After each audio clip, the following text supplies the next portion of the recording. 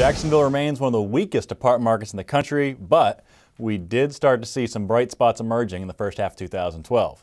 Welcome to Apartment Market Dynamics from MPF Research. I'm Jay Parsons with your Jacksonville update.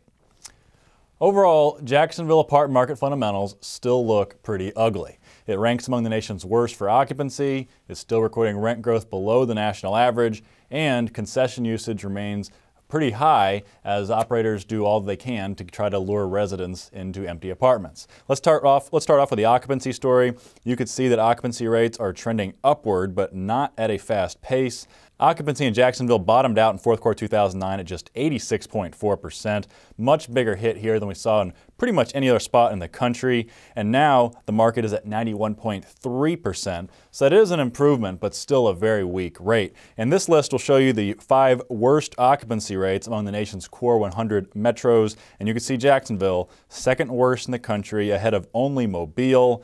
The only other metros that are 92% are Las Vegas, Columbia, and Atlanta. So the Southeast takes 4 of the 5 bottom spots. But like in some of those other metros, Jacksonville has some submarkets that are actually posting some pretty decent rates, but the overall rate is being pulled down by some terrible performances elsewhere. So let's show you the 5 out of the 11 submarkets with occupancy right around 95% or better.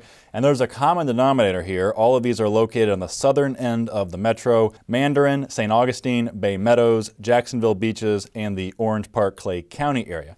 So that means you must have some spots with some awful occupancy rates, and that is certainly the case. 3 under 90%, starting with Arlington. This is a huge submarket, very key for the metro overall, and occupancy there is at just 85.2%, one of the worst submarket level occupancy rates anywhere in the country.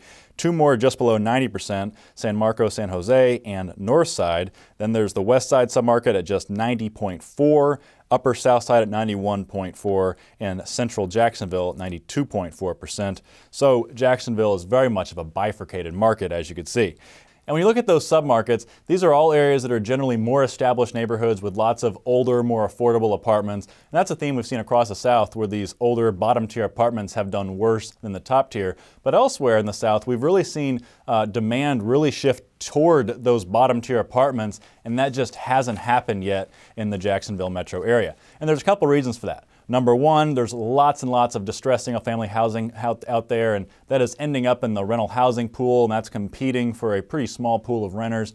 And number two, and in tandem with that, the economy still remains very weak. Take a look at this chart showing annual employment change by quarter, and you can see that job growth has been very, very limited, and the trend line is moving in the wrong direction. Just 2,400 jobs added in the past year.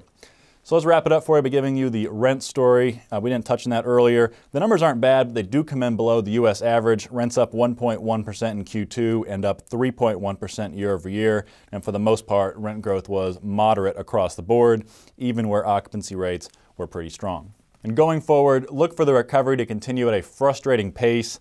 We're forecasting occupancy growth of 140 basis points in the next year and rent growth of 2.8%.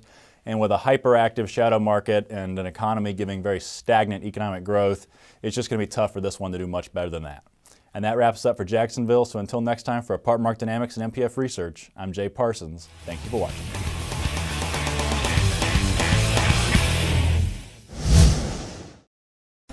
Want more? Go deeper with NPF Research's apartment market reports. From a national level, down to individual metros, to specific neighborhoods, MPF Research has been providing unparalleled apartment market intelligence to the multifamily industry for almost 5 decades. Learn more by contacting us at 877-284-4938 or visit www.npfresearch.com and click on Market Reports.